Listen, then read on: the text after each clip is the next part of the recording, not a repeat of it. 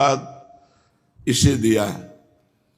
सब रचना करके भी भगवान संतुष्ट नहीं हुए, तब इस मानव देह की रचना की। शास्त्रों में इसे बड़ा दुर्लभ बताया गया है। ऐसा नहीं कि इस बार आप मनुष्य बने हैं तो हर बार मनुष्य ही बनेंगे। अगर मनुष्य बन करके आपने सत्कर्म नहीं किया, भगवद आराधना नहीं की, केवल लौकिक कार्यों में ही मगन रहे, तो अगला जन्म हो सकता है सुअर कुत्ता का भी हो जाए, पशु पक्षी का भी हो जाए, भूत प्रेत, न जाने कितनी योनियों, 84 लाख योनियों में क्या क्या भगवान ने बनाया है। दुर्लभो मानुषो देहो, ये बड़ा दुर्लभ है मनुष्य शरीर। लेकिन क्षण भंगुरा, किसी भी क्षण मर सकते हो आप, ये ध्यान में रखने का विषय है। फांसी वाले को तो एक नियत समय है कि आपको कल 12 बजे फांसी दी जाएगी, लेकिन अपने को 12 मिनट का भी विश्वास नहीं है कि 12 मिनट में ही हमारा काम हो सकता है, हमारी आयु पूरी हो सकती है। दुर्लभो मानुषो देहो, देही नाम क्षण भंगुरा, पर यह है क्षण में नष्ट हो जाने वाली मनुष्य देही। इसमें एक कार्य है जो महान है, प्रायः सब लोग उससे विमुख रहते हैं। देखो, जितने भी कार्य किए जाते हैं वो सब सुख के लिए किए जाते हैं। हमारे अंदर एक मांग होती है कि हमें निरंतर अक्षुण्ण सुख मिले, जो कभी दुख का मुख न देखना पड़े। सब करते सुख के लिए है, लेकिन परिणाम दुख क्यों मिलता है? दुख कोई नहीं चाहता, ना चाहने पर भी दुख भोगना पड़ता है। ये दुख कहां से आ गया? हमारे कर्म परिणाम से। हम जो भगवान, शास्त्र, संत, इनकी वाणी के अनुसार ना चल करके केवल मनमानी आचरण किए, वो मनमानी आचरण पाप कर्म बन गए, और वो पाप कर्म का परिणाम दुख होता है, पुण्य कर्म का परिणाम सुख होता है। हम करते हैं शास्त्र विरुद्ध आचरण, पाप कर्म, तो हमें सुख कहां से मिल सकता है? इसलिए मनुष्य देही में बहुत सावधान होकर हमको भगवद अर्थ कर्म करने चाहिए। भगवद अर्थ न शुभ ना शुभ। जो शुभ कर्म है पुण्य, वो सोने की जंजीर से बंधा हुआ व्यक्ति है, और जो अशुभ कर्म है वो पाप, वो लोहे की जंजीर से बंधा हुआ है। तो लोहे और सोने से बंधा हुआ तो है ही ना, मुक्त कहां हुआ? कर्म बंधन से मुक्त होने के लिए मानव देह मिला है। इसलिए सबको सावधान हो करके जो भी कर्म करे शास्त्र सम्मत करे, दूसरों का उपकार करने की भावना से करे, और वो कर्म भगवान को समर्पित कर दे। जो कर्म भगवान को समर्पित कर दिया जाता है वो मंगलमय हो जाता है। जैसे अग्नि में चंदन डालो या विष्ठा, अग्नि अपना स्वरूप प्रदान कर देती है। ऐसे ही संपूर्ण सृष्टि 3 गुणों से बनी हुई है, सतोगुण, रजोगुण, तमोगुण। ये तीनों मायामय गुण हैं, और इन्हीं गुणों के परिपाक से ही हमारे कर्म होते हैं। कभी हमारा मन बहुत शांत और अच्छा चिंतन करता है, कभी मन गलत भोगों का चिंतन करता है, कभी मन गुस्सा, आलस्य, प्रमाद, हिंसात्मक वृत्ति धारण करता है। तो ये 3 गुणों का प्रभाव है। सतोगुण शांत, रजोगुण भोग विलासिता, तमोगुण निद्रा, आलस्य, प्रमादोत्थम। निद्रा, आलस्य, प्रमाद आदि हिंसा की वृत्ति, द्वेष की वृत्ति, इन तीनों गुणों को जो परास्त कर दे वो मानव देह लेने का लाभ प्राप्त कर लिया। पर प्रायः हमारी बुद्धि इधर आती ही नहीं अध्यात्म की तरफ। हमारी बुद्धि में एक बात रहती है कि मैं पढ़ लिख करके पदाधिकारी बन गया या जो भी सर्विस कर रहा हूं तो अपनी मेहनत से कमा खा रहा हूं, इसमें भगवान की क्या जरूरत है? जब मैं अपनी मेहनत से कमा रहा हूं तो इसमें भगवान के भजन की या प्रार्थना की, आराधना की जरूरत क्या है? बस यही समाधान करना है कि हम यहाँ आए हुए हैं, ये हमारा घर नहीं है। ना पहले हम मनुष्य थे, ना आगे मनुष्य बनेंगे। ये बीच में मनुष्य देह मिली है। पत्नी, पुत्र, परिवार, ये सब श्री भगवान ने दिया है। और सही पूछो तो श्री भगवान ही इस रूप में आए हैं। जो पत्नी का शरीर है, जो पुत्र का शरीर है, वो धारण किए हुए श्री भगवान विराजमान है। पर हम अज्ञान की धरा में भगवान को ना पहचानते हुए माया में संबंध स्वीकार करके आसक्त हो जाते हैं। ये मेरी पत्नी, ये मेरा पुत्र, ये मेरा घर, ये मेरा मकान। और इसी आसक्ति के पोषण में पूरा जीवन निकल जाता है। अंतिम परिणाम में हाथ कुछ नहीं लगता। शरीर छूटने का जब समय आए तो आपने 50 वर्ष में जितनी धन संपत्ति कमाई है, उस संपत्ति को देकर अगर 1 सेकंड भी समय और बढ़ाना चाहे तो नहीं बढ़ेगा।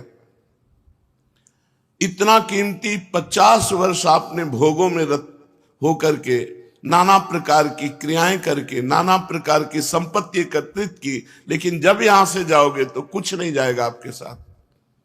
तो कितना बड़ा घाटा हुआ। हम ऐसे मृत्यु लोक में आए कि यहाँ चाहे जितना बढ़िया मकान बना लो, चाहे जितनी महंगी गाड़ी खरीद लो, चाहे जितना बड़ा पद, प्रतिष्ठा, यश, कीर्ति, लेकिन जहां शरीर छूटा तो सब धूल धूसरित, कुछ भी आपके साथ नहीं जाएगा। अगर आपने नाम जप किया है, भगवान की आराधना की है, तो फिर आपकी उन्नति को कोई नहीं रोक सकता। फिर शरीर छूटना एक ट्रांसफर जैसा होता है। जैसे सरकारी आदमी को एक जगह से हटाया गया, दूसरी जगह पहुंचा दिया गया, लेकिन उसकी सेवा में कोई कमी नहीं होती। वही गाड़ी बंगला, वही व्यवस्था उसकी होती है। ऐसे हम जब भगवान का भजन करते हैं और भगवत प्राप्त नहीं हुए तो हमें उत्तम मनुष्य शरीर मिलेगा, विवेकवान मिलेगा। हम फिर आगे आकर के भारत में कोई न कोई सेवा ऐसी मिलेगी जिससे परोपकार बन जाएगा। और पूर्व भजन की वृत्ति होने के कारण इस जन्म में इतना भजन बनेगा कि फिर हम आवागमन से मुक्त हो जाएंगे, भगवान को प्राप्त कर लेंगे। यही मानव देह की सार्थकता है। अगर हम भूल कर गए, भगवान का नाम नहीं जप किए, हमें तो आश्चर्य होता है जब हम किसी से पूछते हैं आप भगवान का नाम जप करते हैं, और जब उत्तर मिलता है नहीं, तो लगता है कितना हम असावधान हैं। किसी भी समय हमारा सब कुछ छूट सकता है। और जो हमारा पाथेय है, पाथेय माने रास्ते का खर्चा, जैसे हमको विदेश जाना हो, वहां हमारा कोई परिचय ना हो, हमारे पास पास ना हो, हमारे पास पैसा ना हो, और हमको इस देश से निकाल ही दिया जाएगा, फिर बोलो कैसी हमारी स्थिति होगी। ऐसे ही मृत्यु लोक में आप एक निश्चित समय के लिए आए हो, 80 वर्ष, 100 वर्ष, 120 वर्ष, हद है, बस इसके आगे नहीं। आपको जाना ही पड़ेगा। और यह सत्य है कि एक सुई भी यहां से नहीं ले जा सकते। और यह सत्य है कि भगवान का नाम ही आपको यहां से जाने के बाद सुख प्रदान करेगा।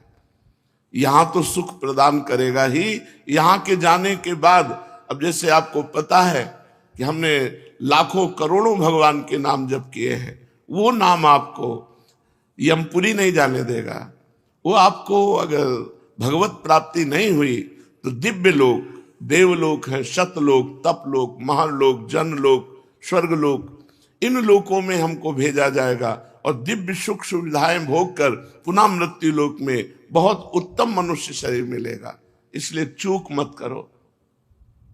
जैसे बने वैसे, जो भगवान का नाम आपको प्रिय हो, राम, कृष्ण, हरि, राधा, जो नाम प्रिय हो, उसको अधिक से अधिक जपो, क्योंकि मनुष्य जीवन की यही संपत्ति है। जिसने नाम जप नहीं किया सो परत्र दुख पावई, सिर धुनि धुनि पछताए, काल ही कर्म ईश्वर मिथ्या दोष लगाए।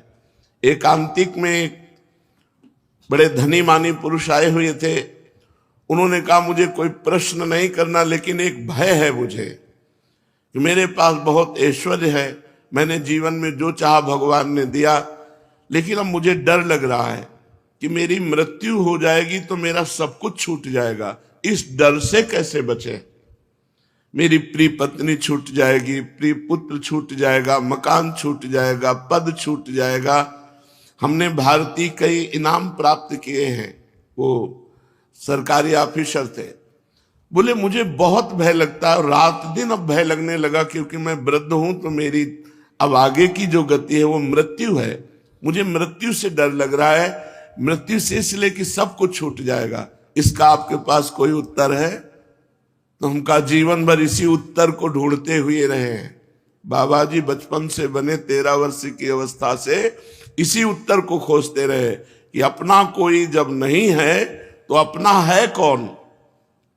तो इसका पता चला श्री भगवान, और श्री भगवान की जो शरण में हो गया वो निर्भय, निश्चिंत, निशोक, निर्विकार, ये स्थिति आती है। कोई भय नहीं, कैसी भी परिस्थिति हो, भगवान के भक्त के हृदय में कभी भय नहीं होता। कैसी भी परिस्थिति हो, भगवान की आराधना करने वाले को कभी शोक नहीं होता। कैसी भी परिस्थिति आ जाए कभी चिंता नहीं होती, क्योंकि पता है मेरे भगवान हैं। श्री सीताराम दास जी महाराज बड़े सिद्ध महापुरुष हुए हैं। वो कह रहे हैं नाम भगवान का परम तीर्थ है। यदि आप राधा राधा, कृष्ण कृष्ण, राम राम, हरि हरि ऐसा रट रहे हो तो आप किसी भी तीर्थ नहीं गए, तो आपको जाने की भी जरूरत नहीं। गंगा, यमुना, प्रयागराज, काशी, गोदावरी, जितने भी तीर्थ अपने भारत में हैं, उन सब तीर्थों को जो पवित्रता प्राप्त हुई है, पापी पुरुष के पाप का नाश करके पवित्र करने की, वो श्री भगवान से प्राप्त हुई है। और श्री भगवान के नाम में इतनी पवित्रता विराजमान है जो तीर्थों में भी नहीं है। इसलिए सीताराम दास जी महाराज कह रहे हैं नाम ही परम शुद्धि, सत्य शुद्धि करम नामो नाम ज्ञान प्रदम स्मृतम मुमुक्षूणाम मुक्ति प्रदम कामिनाम सर्व कामनम। अगर आपको अपने पापों का नाश करके परम पवित्र सुखमय जीवन व्यतीत करना है तो किसी तीर्थ जाओ या ना जाओ, आप घर बैठे कुछ मिनट भगवान का नाम जप कर लो। देखो, जब हम शरीर छूटेगा और यमदूत हमको ले जाएंगे, यमराज के सामने पहुंचेंगे, ये पक्का है। आदमी भूला हुआ, वो सोच रहा मुझे जाना नहीं है। नहीं, रहे न रावण सम अभिमानी, हिरणाकश्यप सब वरदानी। यहां बड़े बड़े तपस्वी, योगी, यति सबको मरना पड़ा है, मरना ही पड़ेगा। इसका नाम मृत्यु लोक है। ये काल का कसाईवाड़ा है, सब काटे जाओगे। हाँ, काटने का कुछ अलग अलग विधान, किसी का दिल फेल हो गया, किसी की किडनी फेल हो गई, किसी का एक्सीडेंट हो गया, किसी को कुछ हो गया, ये निमित्त बनता है, लेकिन जाना यहां से सबको है। अगर यमराज के खाते में आपके 100 नाम भी हैं कि आपने 100 नाम जप किए हैं, 108 नाम जप किए, इतने से ही काम हो जाएगा। एक नाम की कीमत पूरा त्रिभुवन नहीं है, तो आपने जब 100 नाम जप किए हैं तो आपका मंगल हो जाएगा। इसीलिए हम प्रार्थना करते हैं कि 24 घंटे में 24 मिनट भगवान को दे दीजिए। 24 घंटे में यद्यपि जीवन तो केवल भगवान के लिए आपको प्राप्त हुआ है, पर पूरा जीवन भगवान को ना दे पाए, ये हमारी दुर्भाग्य है। तो हमें 24 घंटे में 24 मिनट तो देना चाहिए। प्रातःकालीन ब्रह्म मुहूर्त में उठ करके, अपनी दिनचर्या करके, स्नान करके, शांत एकांत में बैठकर कम से कम 24 मिनट भगवान का सुमिरन कर लीजिए। किसी भी तीर्थ जाने की जरूरत नहीं है। हर तीर्थ में जो तीर्थत्व है वो भगवान के नाम में विराजमान है। नाम ही पुण्यप्रद क्षेत्र है। आप नाम जप कर रहे हो तो आपको काशी, कांची, अवंतिका, पुरी, द्वारावती, माया, कहीं भी जाने की जरूरत नहीं है। सारे पुण्य क्षेत्र आपको फल प्रदान करेंगे घर बैठे, यदि आप नाम जप कर रहे हैं। नाम ही परम देव है। जो नाम है वही श्याम है, जो श्याम है वही नाम है। जय नाम तेई कृष्ण, जो नाम जप रहे हैं बोले कृष्ण कृष्ण कृष्ण, तो साक्षात भगवान कृष्ण कृष्ण नाम रूप से आपकी जिह्वा में विराजमान है। इसलिए नाम ही परम देव है, नाम ही परम तपस्या है। देखो जप करके, टीवी 3 घंटे फिल्म देखो, आपका मन कहीं नहीं दौड़ेगा, और 3 मिनट नाम जपना शुरू कर दो, मन भागने लगेगा, संसार में जाने लगेगा। यदि संसार से मन को खींच करके भगवान के नाम में आप लगाते हैं, सबसे बड़ी तपस्या है, सबसे बड़ी तपस्या है मन को संसार से खींच करके भगवान के परम मधुर नाम में लगाना। नाम में अपार सामर्थ्य है, नाम ही परम दान है। यदि आप किसी भूले हुए जीव को ये प्रेरणा देते हैं कि आप 5 मिनट ही नाम जप कर लिया करें, और वो नाम जप करने लगा, तो मंगल तो नाम जापक का होगा ही, लेकिन जिसने नाम की प्रेरणा की, ये सबसे बड़ा दान है। भगवान के नाम से भूला हुआ जो जीव माया में आसक्त है, उसे कुछ मिनट नाम जप करने की आदत डलवा दे, प्रेरणा दे दे, उसका स्वभाव बन जाए कुछ मिनट नाम जप करने का। इससे बड़ा कोई मंगलमय कार्य, इससे बड़ा कोई दान पुण्य नहीं है। नाम ही परम क्रिया है। जैसे क्रियाओं में आता है यज्ञ करना, तो यज्ञ में सबसे बड़ी यज्ञ है जप यज्ञ। भगवान ने स्वयं कहा है, यज्ञों में जप यज्ञ मैं हूं। अगर जप यज्ञ आप बैठकर नहीं कर सकते, तो इसमें तो बड़ी मंगलमयी छूट है। आप अपवित्र हो या पवित्र, अपवित्र पवित्रो वा सर्वावस्थांगतो पिवः यह स्मरेत पुंडरीकाक्षम सवायाभ्यांतरा शुचि। जो भगवान पुंडरीकाक्ष कमल नयन श्री हरि का स्मरण करता है, वो बाहर और भीतर दोनों जगह पवित्र हो जाता है। आप मानो स्नान नहीं किए हैं, तो भी आप बैठ करके सोफा में, कुर्सी में, जैसे बने आपको, अगर आप हरि हरि राम राम कृष्ण कृष्ण राधा राधा राधा ऐसा रटते हैं, तो आप परम पवित्र हो जाएंगे, भीतर से भी और बाहर से भी। इसलिए यज्ञानाम जप यज्ञोस्मि, यज्ञों में सबसे बड़ी यज्ञ मैं जप यज्ञ हूं। बैठकर भगवान का नाम जप करना ये बहुत बड़ी यज्ञ है। परम धर्म, छोटे छोटे धर्म हैं। एक भाई का भाई के प्रति क्या धर्म है, पति का पत्नी के प्रति क्या धर्म है, पत्नी का पति के प्रति क्या धर्म है, बेटे का पिता के प्रति क्या धर्म है, पिता का पुत्र के प्रति क्या धर्म है। इस तरह से लोक धर्म बहुत छोटे छोटे हैं। अगर आप अपना मंगल चाहते हो, तो परम धर्म नाम, भगवान का नाम जप करना भी तुम्हारा परम धर्म है। जैसे पत्नी का पोषण करना, पुत्र का पोषण करना, पिता की सेवा करना, ये धर्म है, तो ये परम धर्म है भगवान का नाम जप करना। अवश्य नाम जप करना चाहिए, इसके बिना सो सब धर्म कर्म जरि जाऊ। वो सब धर्म कर्म में आग लगे जिसमें हम इतना रम गए कि भगवान का नाम ही भूल गए, भगवान का स्मरण करना ही भूल गए।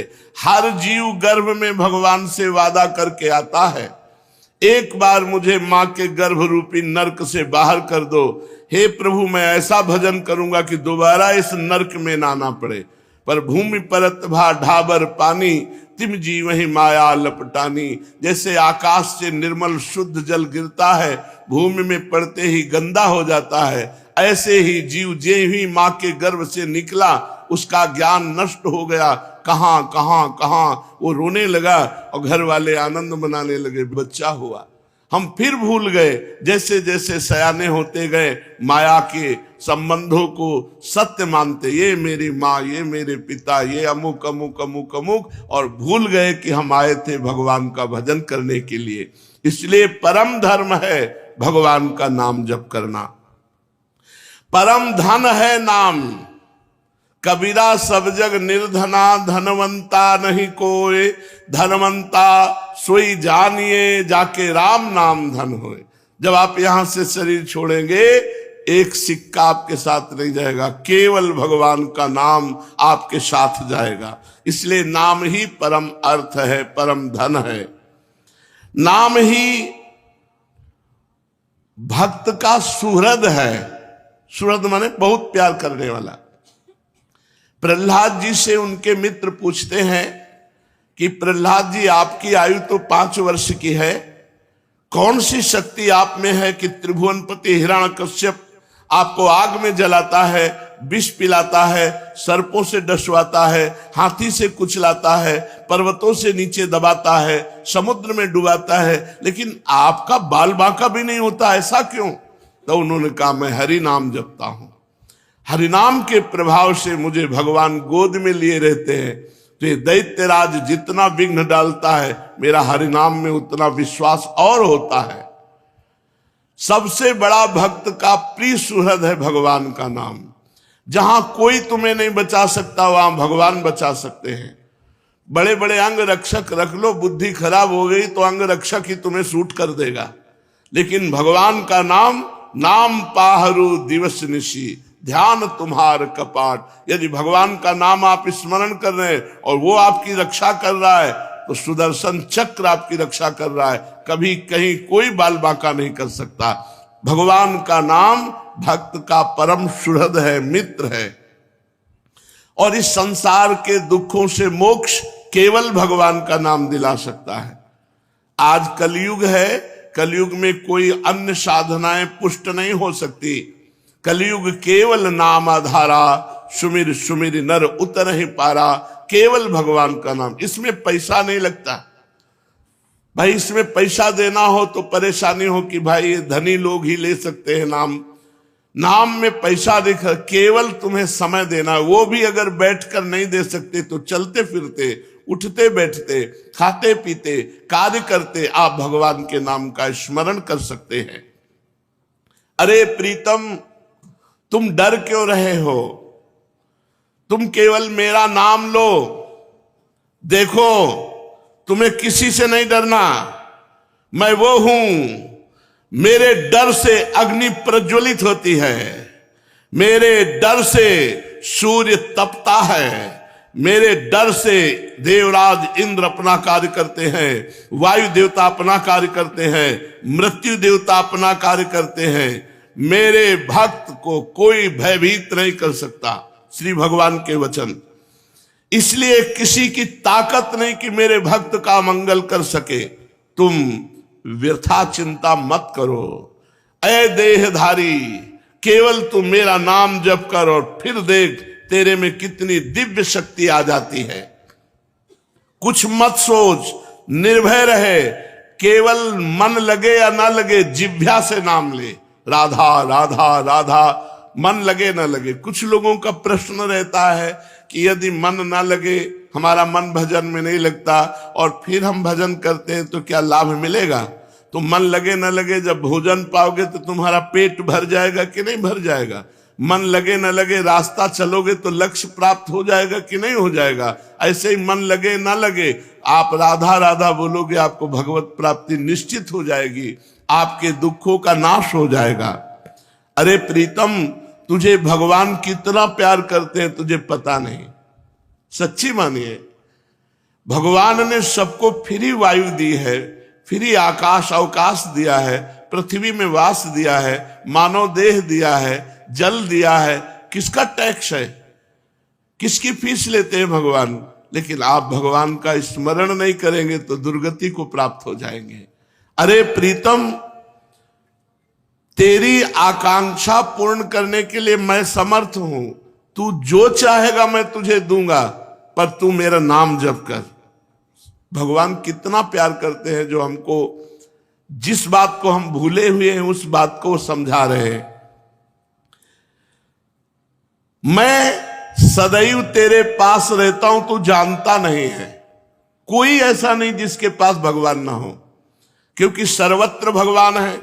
तो जहां मैं हूं वहां भगवान है, सबके भगवान है तो मेरे भी भगवान है, सब समय में भगवान है। तो जिस समय में जहां हूं उस समय भी भगवान है, सबके भीतर है, हमारे भी भीतर है। हम कभी एक क्षण भी भगवान से अलग नहीं रहते, पर हम भगवान का चिंतन नहीं करते, इसलिए अनुभव नहीं होता। तूने कामिनी की चाह की स्त्री की, तो मैं तेरी स्त्री बनकर तेरे पास बैठ गया। पक्की बात, पक्की बात। जब सृष्टि नहीं थी तब केवल श्री भगवान थे, जब सृष्टि नहीं रहेगी तो केवल श्री भगवान रहेंगे, तो बीच में जो कुछ है वो सब श्री भगवान ही बने हुए हैं। वेद कहता है एकोहम बहुश्यामः, मैं एक बहुत रूपों में हो जाऊं, ऐसा परमात्मा ने संकल्प किया, तो वही परमात्मा स्त्री बन गया, पुरुष बन गया, जड़ बन गया, चैतन्य बन गया, अच्छा बन गया, बुरा बन गया। भगवान कह रहे हैं अय प्रीतम, अय प्यारे, तूने कामना की स्त्री की तो मैं स्त्री बन गया। जो जो तू कामना करता है मैं वही पदार्थ बन जाता हूं, वही व्यक्ति बन जाता हूं, वही वस्तु बन जाता हूं। इसलिए तुझे कह रहा हूं कब तक तू कामना करता रहेगा मेरे को भूल करके, इसलिए मेरा स्मरण कर और कामनाओं का त्याग कर, तो मैं तेरे समीप ही हूं, तुझे ऐसा अनुभव हो जाएगा। जिस देह से तू ममता करता है, इस ढांचे से, पांच भौतिक शरीर से, तू देह नहीं है। चाहे जो कोई कितना विद्वान हो, बुद्धिमान हो, कोई 50 वर्ष से शरीर में रह रहा है, कोई 40 वर्ष से रह रहा है, कोई 30 वर्ष से रह रहा है। पूछो तुम अपने को जानते हो?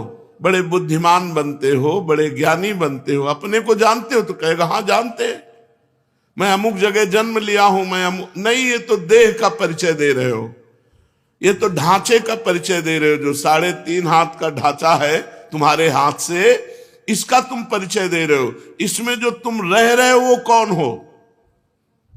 उत्तर नहीं है। तुम कौन हो तो अपना नाम बता देगा, मेरा अमुक नाम। नहीं, ये देह का संबोधन है। मैं अमुक रूप रंग का हूं, ये देह का संबोधन है। तुम कौन हो? अब चुप हो जाएगा। बस यही बात जान ले तो परमात्मा प्राप्ति हो जाए। भगवान का चिदानंदमय स्वरूप तुम हो। अपने को भूल करके पुरुष शरीर में तो पुरुष मान लिया, स्त्री शरीर में तो स्त्री मान लिया। अरे ओ मेरी संतान, श्री भगवान कह रहे हैं, इस जड़ देह की ममता से ही तेरा पतन हुआ है।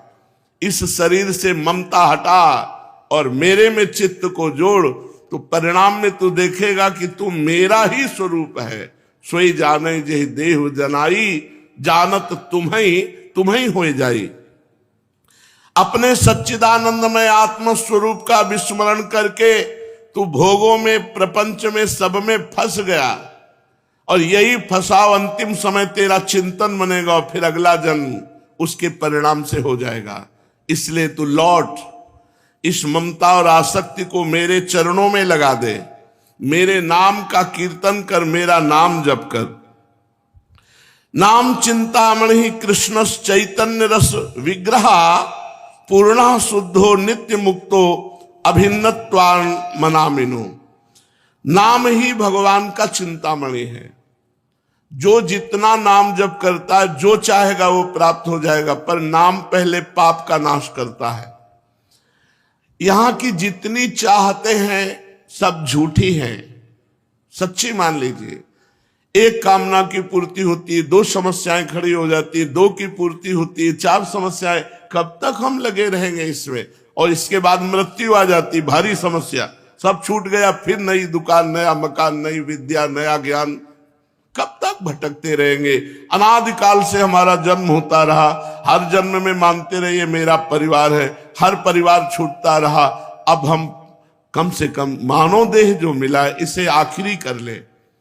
भजन के द्वारा, भगवत चिंतन के द्वारा हम ये चाह करें कि एक बार तो श्री भगवान को देखें, एक बार तो भगवान का साक्षात्कार करें। पर जीव ऐसा भूला हुआ है कि चाह ही नहीं है कि भगवान से मिले। तो भगवान का नाम चिंतामणि है।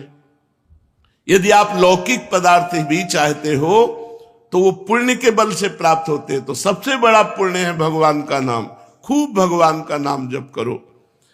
नाम चैतन्य रस विग्रह, भगवान का चिदानंद स्वरूप नाम है कृष्ण।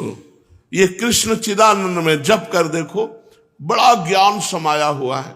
जो राम राम नहीं कह पाते थे, मरा मरा मरा उल्टा जपे, वो ब्रह्म ज्ञानी हो गए। वो भगवान के पावन चरित्र को रचा वाल्मीकि रामायण में। अगर हम सीधे राम राम जप रहे हैं, राधा राधा जप रहे हैं, तो हमें कौन सा ज्ञान नहीं प्राप्त हो जाएगा? चैतन्य रस विग्रह, पूर्ण शुद्ध, नित्य मुक्तो अभिन्न स्वान नाम नामिनो। नामी और नाम अभेद है, भगवान और भगवान का नाम अभेद है। अगर हम नाम जप कर रहे हैं तो मानो भगवान कृष्ण ही कृष्ण नाम के रूप से हमारी जिह्वा में, मानो राधा किशोरी ही राधा नाम से हमारी जिह्वा में विराजमान है।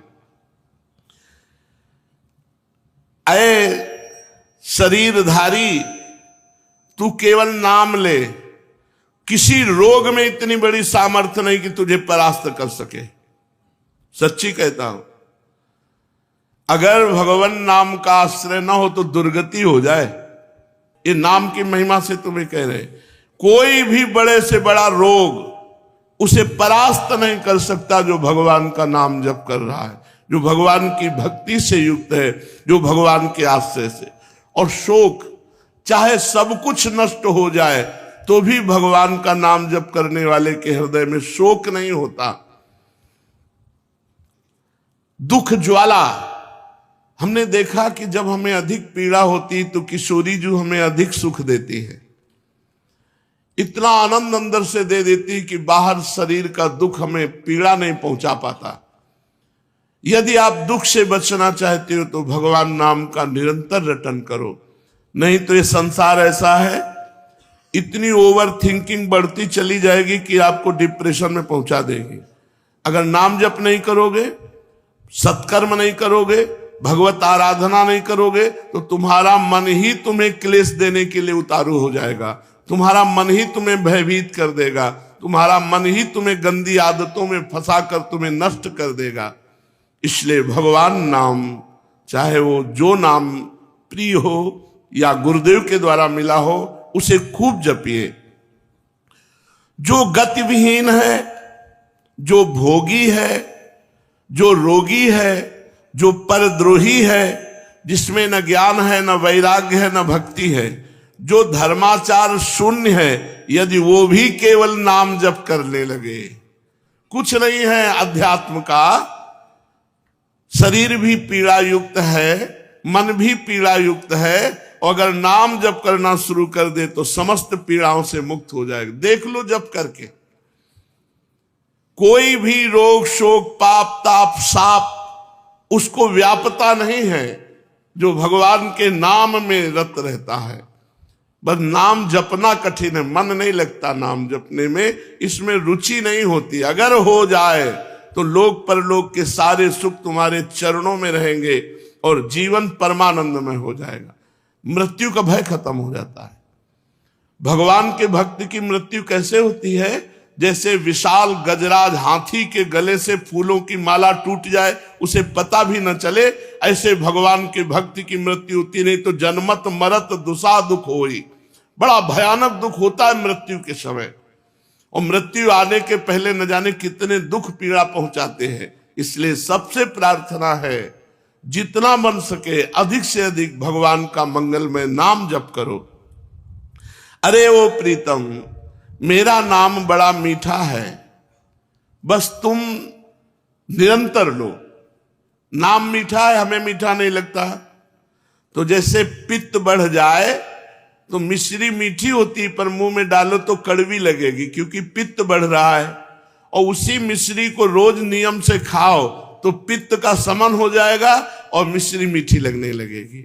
ऐसे ही हमें अविद्या रोग लग गया है, हमारा अज्ञान बढ़ गया है, भोग वासना बढ़ गई है। तो हमें राधा नाम सुधा रसम रसितुम, जो राधा नाम अमृत है, अच्छा नहीं लगता, लेकिन भगवान नाम एकांत शांत बैठकर जप करने में नहीं लगेगा।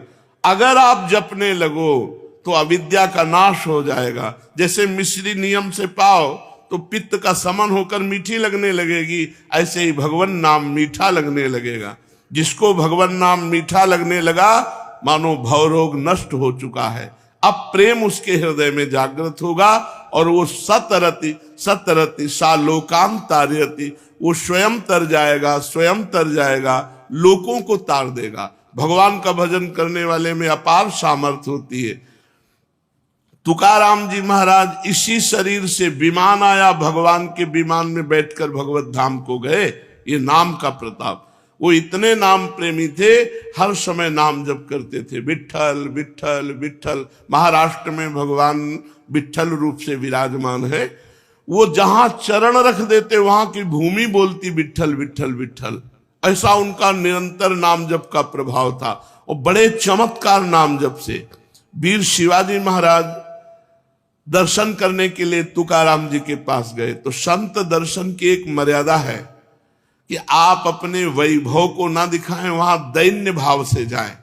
तो राजा होते हुए भी शिवाजी ना सिर पर पाग, न चरणों में पादुका, हाथ जोड़कर सादी पोशाक पहनकर, और 2 अंगरक्षक वो भी गेट में छोड़ दिए, अकेले जाकर तुकाराम जी के चरणों में प्रणाम किया। तुकाराम जी केशव विट्ठल विट्ठल विट्ठल, माधव विट्ठल विट्ठल विट्ठल, वो कीर्तन में मगन थे। इतने में मुगल सैनिकों को पता चला कि शिवाजी बिना सैनिकों के तुकाराम जी के पास गए हैं। उन्होंने सोचा बहुत अच्छा अवसर इनको बंदी बना लेने का।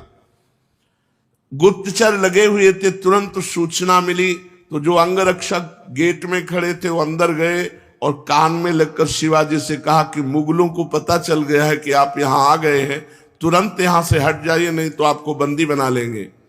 शिवाजी ने कहा आप बाहर जाओ। तुकाराम जी की तरफ देखा, उनका विट्ठल विट्ठल विट्ठल, बैठे रहो, और वो भगवान नाम कीर्तन कर रहे। देखो नाम कीर्तन का अमोघ प्रभाव। मुगल सेना आई पूरी, अंगरक्षक तो गुप्त रूप से हो गए, वो मंदिर में गए, केवल तुकाराम जी ही दिखाई दिए, वहां शिवाजी दिखाई ही नहीं दिए।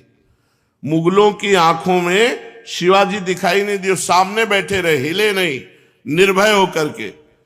पूरे मंदिर में ढूंढा, जब नहीं मिले तो उनका गलत सूचना मिली और वो वापस चले गए, और वो वैसे ही कीर्तन में बैठे रहे। तुकाराम जी कीर्तन कर रहे, सामने शिवाजी, लेकिन कोई मुगल शिवाजी को नहीं देख पा रहे, मुगल सैनिक। ये भगवान नाम का अद्भुत चमत्कार। जो भगवान नाम का जप करते हैं उनमें अपार सामर्थ्य होती है। एक बार कबीरदास जी को जो मुगल सम्राट था उसने बंदी बना लिया।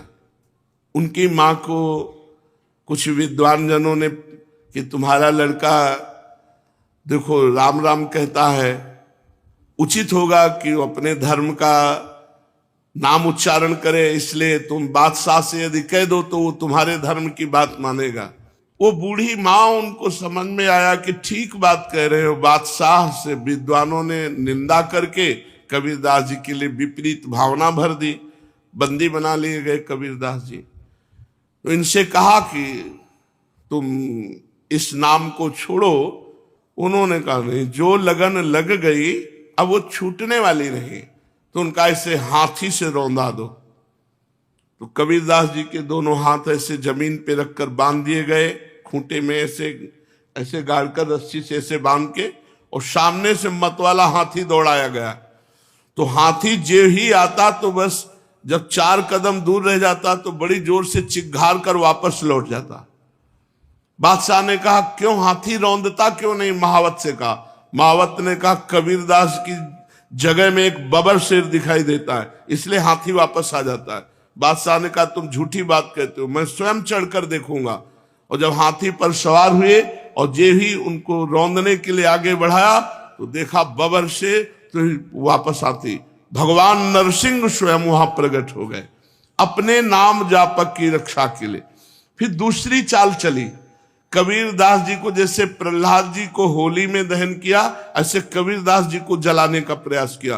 पूरा लकड़ियों का ढेर लगा दिया, बीच में कबीरदास जी को विराजमान कर दिया और आग लगा दी। वो राम राम राम राम राम, एक भी रोमा नहीं झुलसा, पूरी लकड़ियां भस्म हो गई कबीरदास जी की। ये कथा हमको पुष्टता प्रदान करती है कि हमें किसी भी दुख में, किसी भी संकट में कोई भी माया के काम क्रोध लोभ फंसा ना सके। हम भगवान का नाम जप करें, नाम में अपार सामर्थ्य है।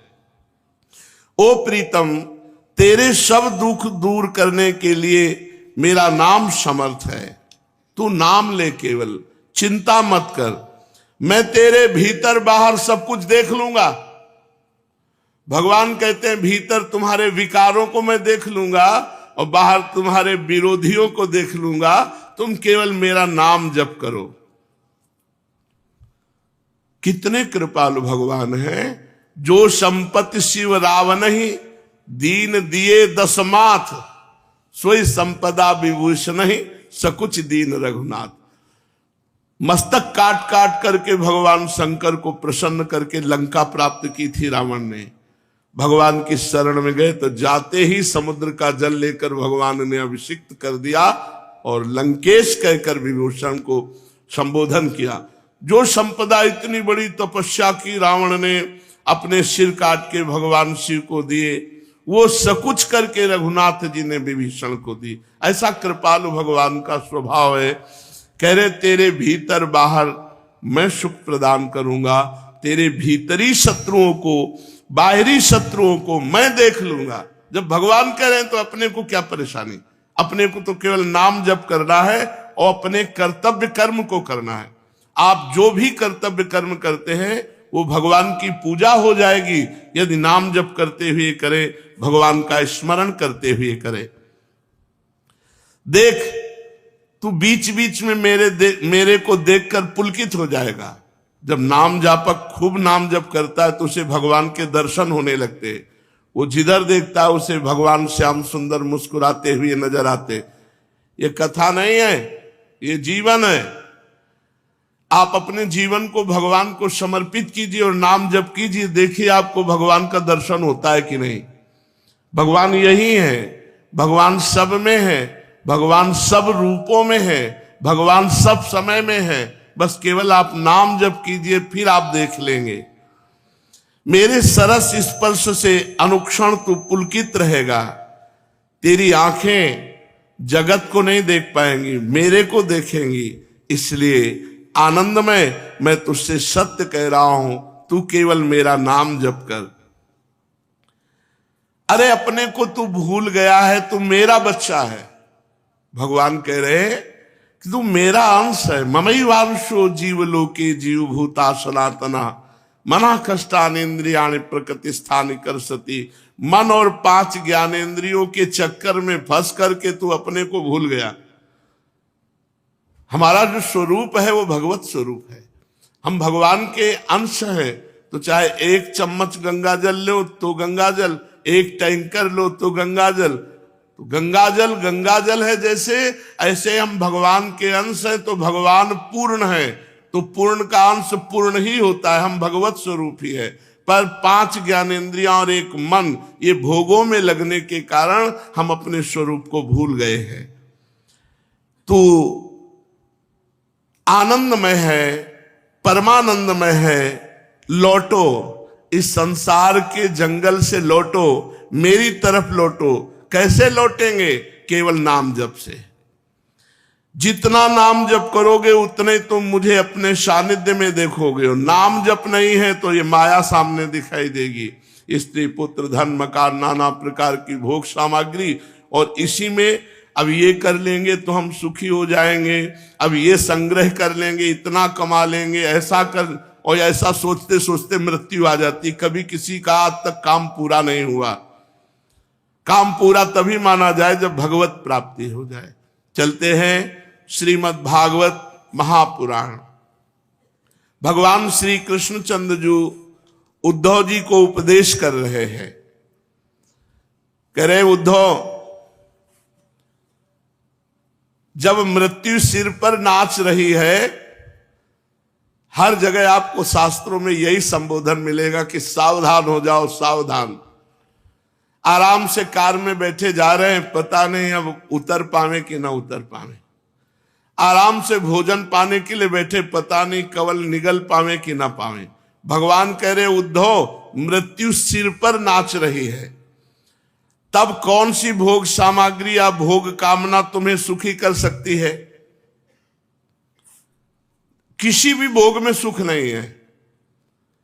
केवल तुम्हारे चिंतन के कारण उसमें सुख लगता है। हे उद्धव, मनुष्य को यदि वध स्थान पर वध के लिए निश्चित कर दिया जाए कि तुम्हें आज 10 बजे फांसी मिलेगी या गोली मार दी जाएगी, अब उसको विश्व के हर सुख दे दो, सुंदर स्त्री, खान पान, सब सामग्री, उसको किसी में सुख नहीं मिलेगा, क्योंकि उसके चिंतन में बैठ गया कि 10 बजे गोली मार दी जाएगी। तो जिस मनुष्य को फांसी लटकाने के लिए ले जाया जा रहा हो, तो उसे फूल, चंदन, स्त्री, पदार्थ कदापि सुख नहीं दे सकते। तो प्यारे उद्धव, ऐसे ही तुम्हारे सिर पर मृत्यु सवार है, कभी भी वो आक्रमण कर सकती है। तो लौकिक पारलौकिक ये सुख तुम्हें कोई सुख नहीं देंगे।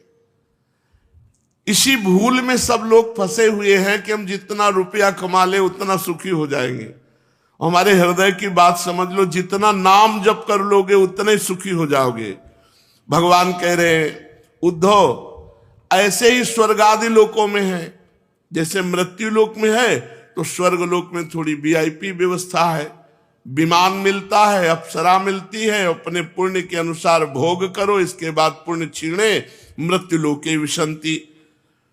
और स्वर्ग भी कोई सबको थोड़ी मिलता है, उनको मिलता है जो बड़े बड़े पुण्यात्मा हैं, बड़े बड़े यज्ञ करने वाले दानवेत्ता हैं, पर वो भी टिकाऊ नहीं है स्वर्गिक सुख।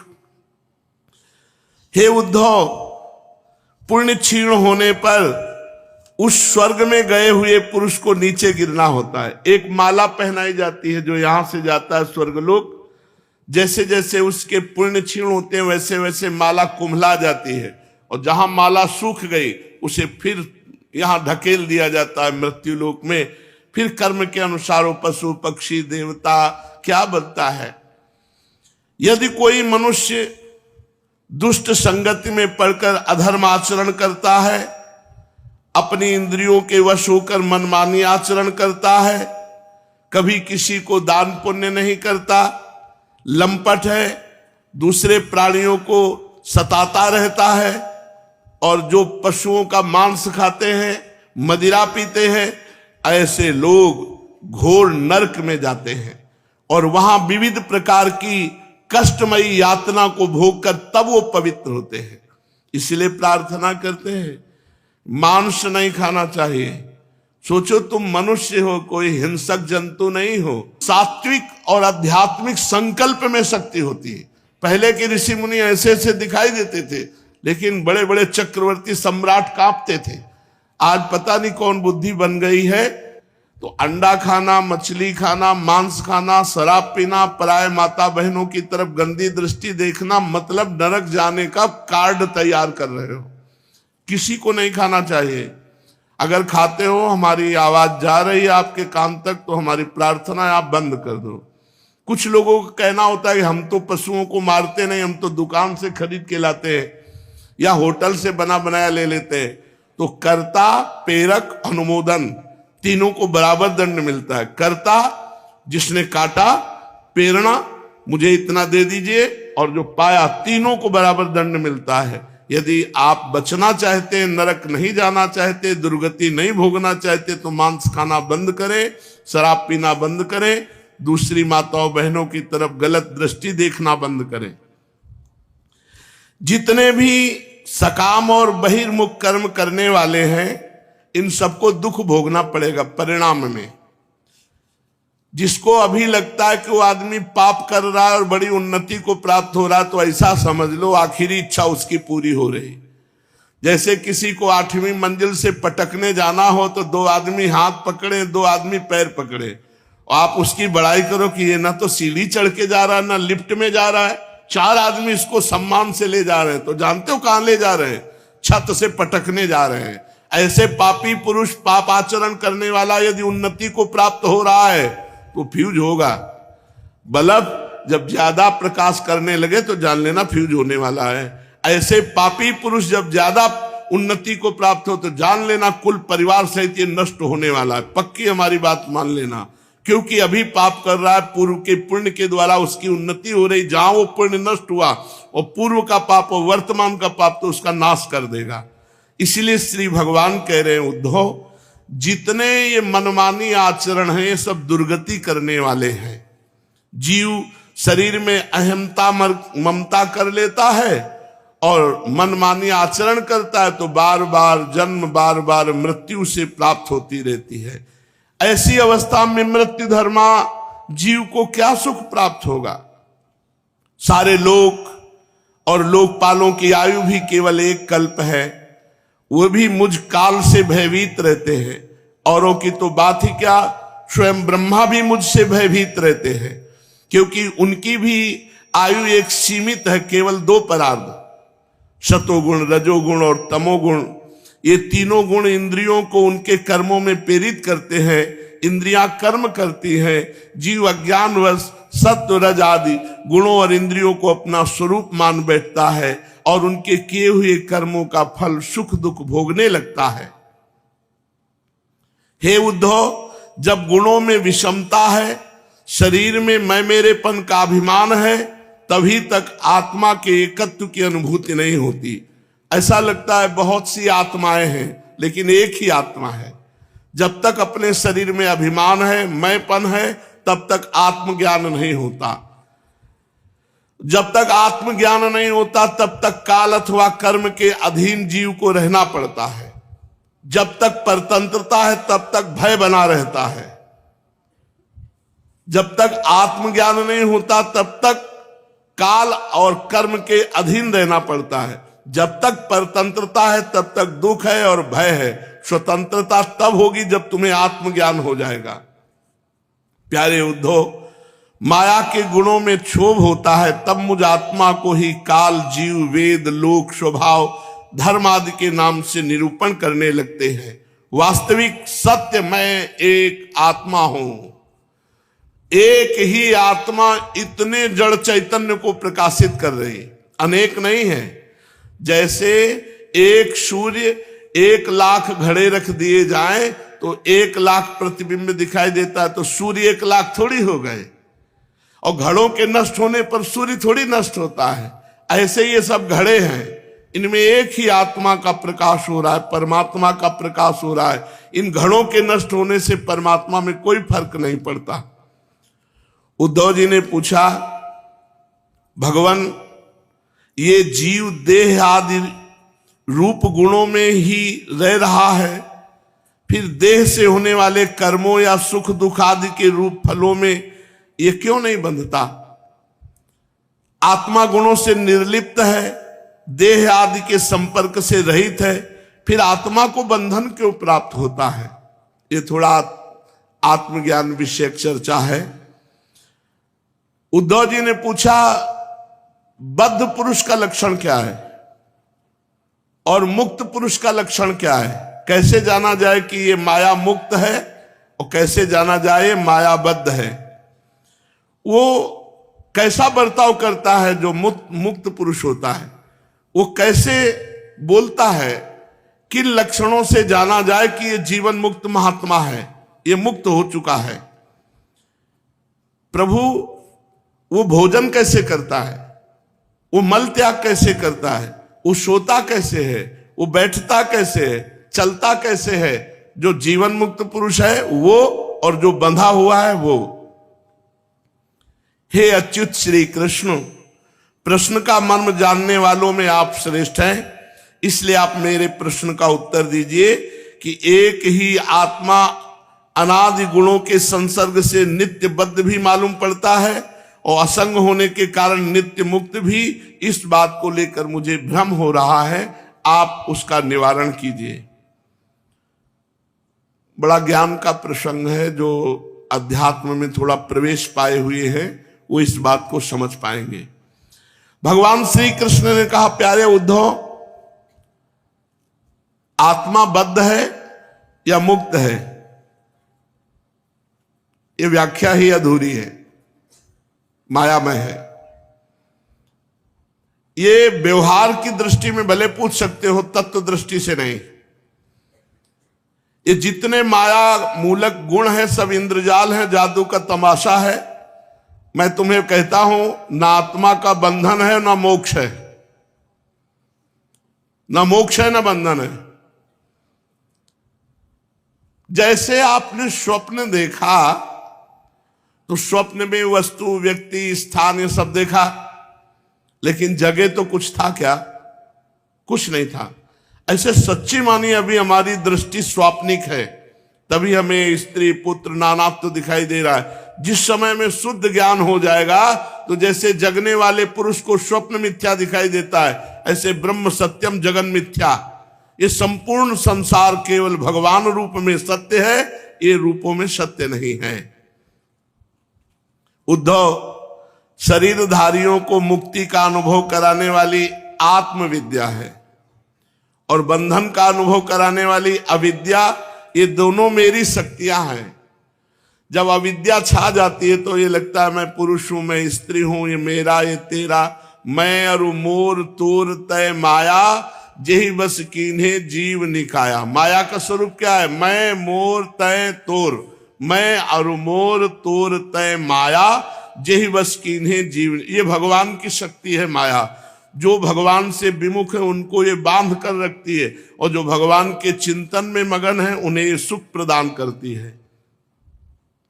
मेरी माया से ही इन दोनों शक्तियों का प्रादुर्भाव हुआ है। आत्मविद्या मोक्ष, अविद्या बंधन, ये दोनों भगवान की ही शक्तियां हैं। और वास्तविक दोनों का अस्तित्व नहीं है। ये बड़ा सूक्ष्म विषय है। दोनों भगवान की शक्तियां हैं, आत्मविद्या मोक्ष, अविद्या बंधन, और दोनों का अस्तित्व नहीं है, न बंधन का, न मोक्ष का, न आत्मविद्या का, न अविद्या का।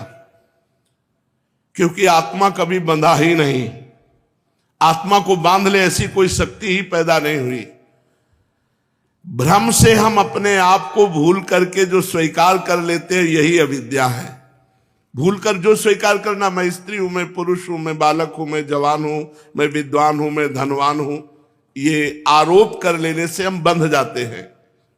उद्धव, तुम स्वयं बड़े बुद्धिमान हो, विचार करो, एक आत्मा है, एक जीव है, अनेक दिखाई देते हैं, नहीं दिखाई देते।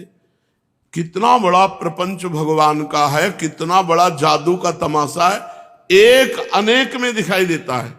और सिद्ध पुरुष वही है जो अनेक को एक में कर ले। व्यवहार के लिए उसे अंश कहते हैं, वस्तुतः मैं ही जीव रूप में हूं। क्या सुंदर बात है। जो मेरा स्वरूप है वो भगवान ही है। अर्थात आप मनुष्य नहीं हो, आप स्त्री नहीं हो, आप भगवत स्वरूप हो। अपने स्वरूप को भूल गए हो। आत्मज्ञान से संपन्न होने पर मुक्त कहलाओगे और आत्मज्ञान रहित होने पर बद्ध कहलाओगे।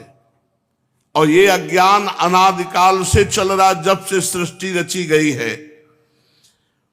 मुझ एक ही धर्मी में रहने पर जो शोक और आनंद रूप विरुद्ध धर्म वाले जान पड़ते हैं, उन बद्ध और मुक्त जीव के भेद को मैं बतलाता हूं।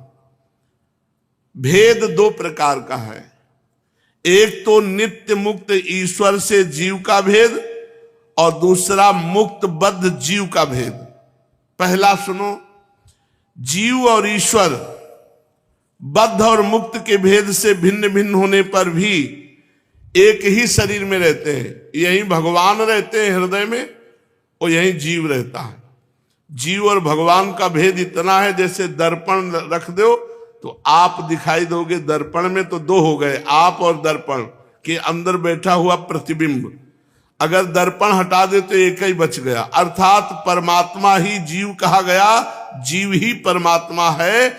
बीच में भेद जो माया का लग गया, मैं मोर तय तोर का, इसी से उसे जीव कहा गया। नहीं, वो जीव नहीं है, वो परमात्मा है। जैसे कोई रिक्शा चालक है, अगर वो रिक्शा चला रहा है और आप कहते हैं रिक्शा,